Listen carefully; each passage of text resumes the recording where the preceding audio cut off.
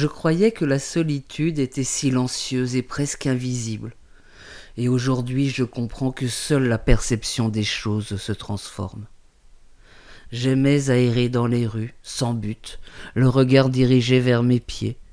Je rencontrais ainsi chats et chiens des quartiers, des caniches à la taille fine, des chiens bâtards et poilus, aimant à uriner sur les diverses vitrines qui s'offrent à leur passage, et en observant de plus près un bon nombre de chats de gouttière recroquevillés sous des voitures en stationnement. La seule vue de ces quadrupèdes suffisait à me réjouir. Un jour, pourtant, poussé peut-être par une curiosité naturelle, j'ai levé les yeux, et mon regard aperçut toutes les fissures, tous les graffitis, le ciel sans étoiles et l'horizon bouché. Alors je me suis mis à imaginer ce qu'il y avait derrière l'immeuble d'en face, le mouvement des astres, et je m'amusais à penser que ce point lumineux, progressant dans le ciel, n'était pas un avion en haute altitude, mais une étoile filante. Cela faisait de longs mois que je ne travaillais plus. Un burn-out, une pathologie assez classique dans nos commissariats laissés à l'abandon depuis trop longtemps, avait momentanément interrompu le cours normal de mon existence. Dès lors, je devais me rendre régulièrement chez le psy-référent des cadres de la police nationale, qui exerçait non loin du commissariat où j'étais inspectrice depuis 3 ans. J'en profitais pour saluer à la maison, c'est ainsi qu'on appelait notre poste de police, une collègue avec laquelle j'entretenais toujours de bons rapports. Cette relation professionnelle et bienveillante me permettait de garder un lien avec la vie active, d'avoir encore un pied dans la fourmilière sociale de mon administration. La plupart du temps, pour tuer les heures dont je ne parvenais pas à combler le vide, je marchais. J'arpentais les avenues, les boulevards et les ruelles de Paris, jusqu'à ce que la fatigue s'empare de mon corps, au point de lui faire perdre l'équilibre et tout repère cognitif. À ce moment-là, ivre de fatigue, je pouvais rentrer chez moi, sans penser à la noirceur des lendemains.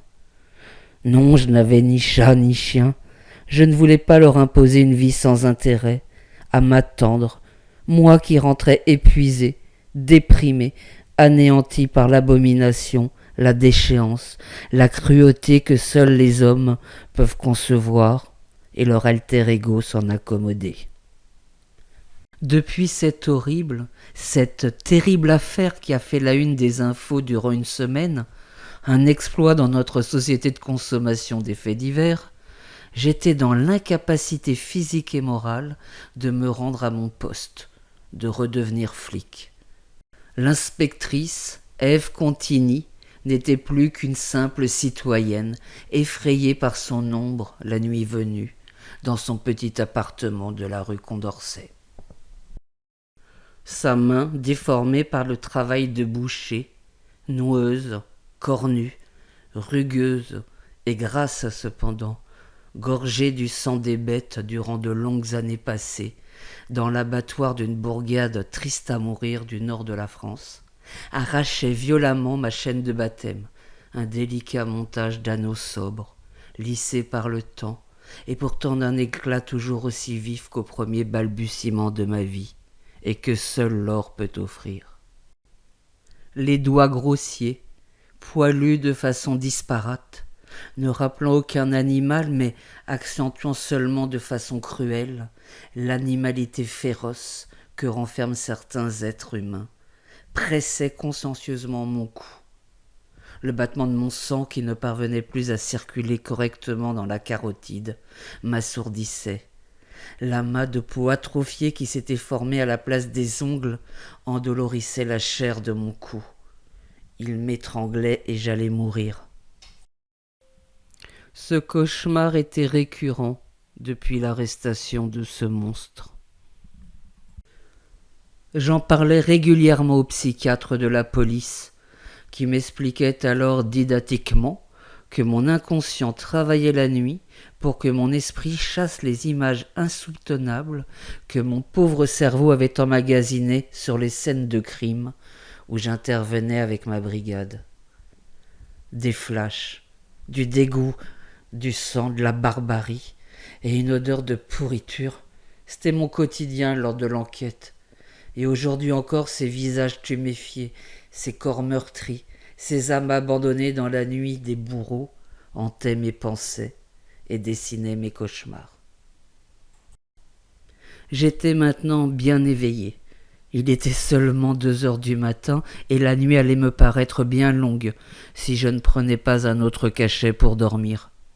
Je n'avalais pas de somnifères mais des anxiolytiques. Qu'importe, je me droguais avec des substances dont j'ignorais les effets secondaires. Je m'engouffrais dans l'addiction aux médicaments pour ne plus voir, ne plus penser l'insoutenable. Ma boîte de Lexomil s'était mystérieusement échappée du tiroir de ma table de nuit. L'autre jour, déjà, je ne trouvais plus ni mon deuxième jeu de clés de l'appartement, ni mon passeport. C'était horripilant. Ce n'est que 15 jours plus tard, lorsque je fus obligé de me rendre dans ma cave pour récupérer une vieille bicyclette, afin de pallier au manque de transport en commun durant les grèves, que j'ai découvert dans un petit sac de sport noir, que je voyais pour la première fois, 2 boîtes de petits pois, un tube de dentifrice, mes clés et mon passeport, délicatement protégé par une enveloppe à bulles que j'avais sans doute dénichée à la poste. Pourquoi tant d'incohérence dans le rangement ? Pourquoi avais-je agi ainsi de façon irrationnelle, inintelligible, folle, ridicule et pitoyable ?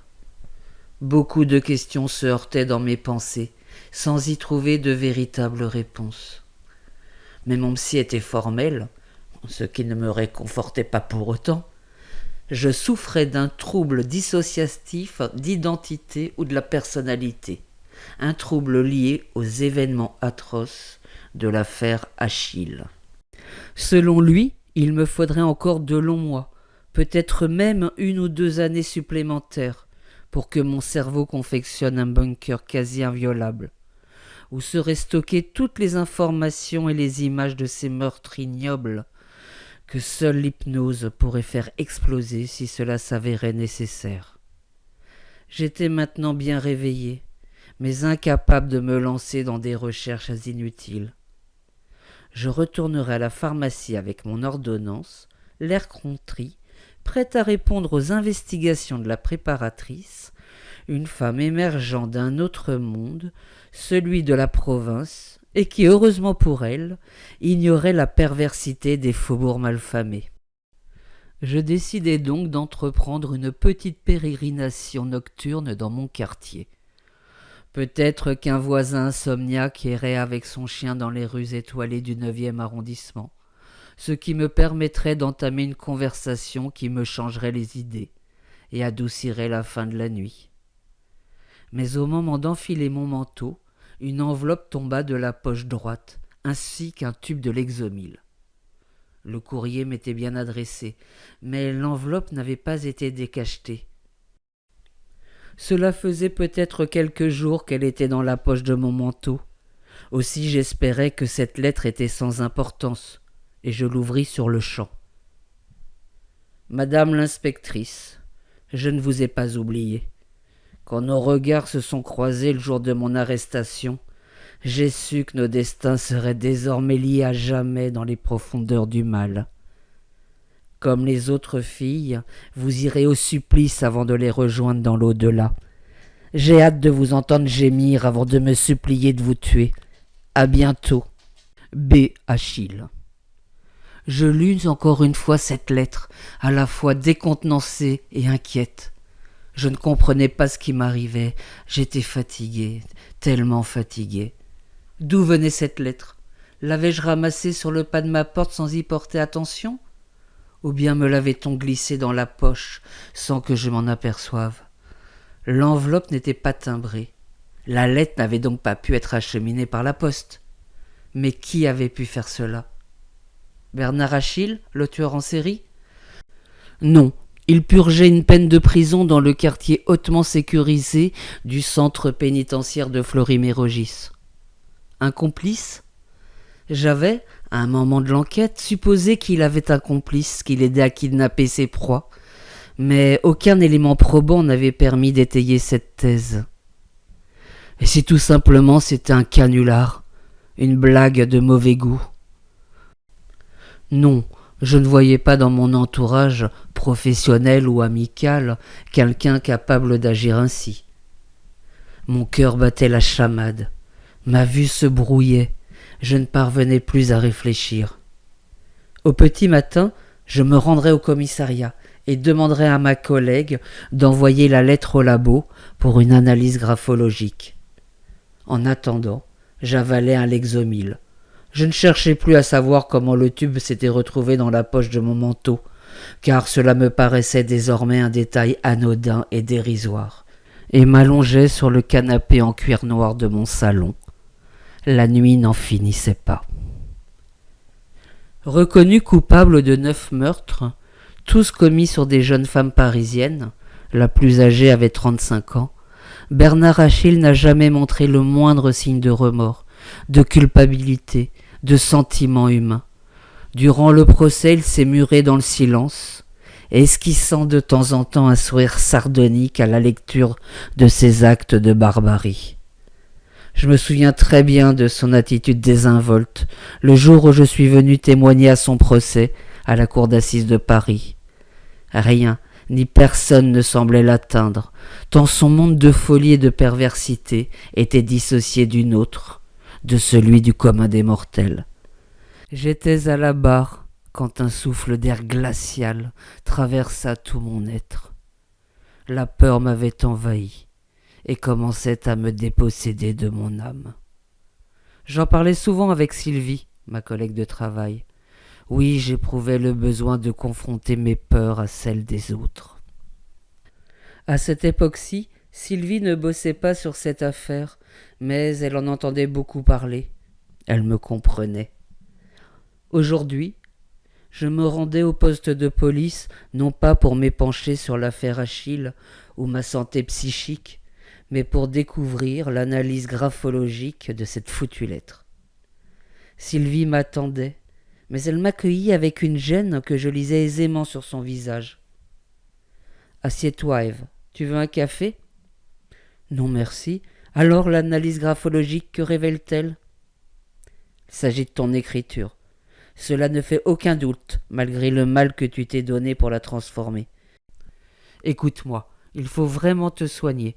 Tu ne peux plus te laisser envahir par ces troubles de la personnalité, sinon tu vas sombrer dans la folie. Tu m'écoutes ? Ève, tu m'entends ? J'étais complètement abasourdi. J'avais du mal à réaliser. Est-ce que je devenais vraiment dingue ? Après cet épisode pathétique, mon psy, en accord avec mon médecin traitant, décida de m'envoyer dans une maison de repos spécialisée dans la prise en charge des patients souffrant de troubles dissociatifs d'identité ou de la personnalité.